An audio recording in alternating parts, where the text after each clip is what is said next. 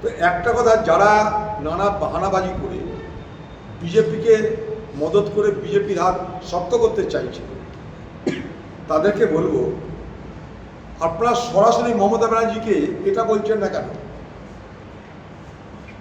যে আপনি খোকাবাবুকে সরিয়ে দিন, আপনি আমাদের নেতৃত্ব দিন, আমরা আপনাদের এগোবো।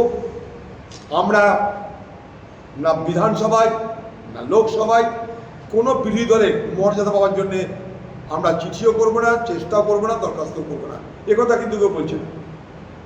মজার জিনিস দেখুন, সবাই বলছে খোকাবাবুর জন্যে তাদের মানিজ্যত গেছে, খোকাবাবুর জন্য তারা হেরেছে, কিন্তু একথা বলছে না তারা যে মমতা ব্যানার্জির নেতৃত্ব দিক, খোকাবাবুকে সরিয়ে দিক, আমরা সবাই মমতা ব্যানার্জির অধীনে রাজনীতি করতে চাই এবং বিধানসভা লোকসভা সব জায়গাতেই আমরা যা করেছি সেখান থেকে ফিরে, সেখান থেকে বেরিয়ে আবার তৃণমূলের পার্টিতে মমতা ব্যানার্জির নেতৃত্বে চলতে চাই, একথা কিন্তু কেউ বলছে না।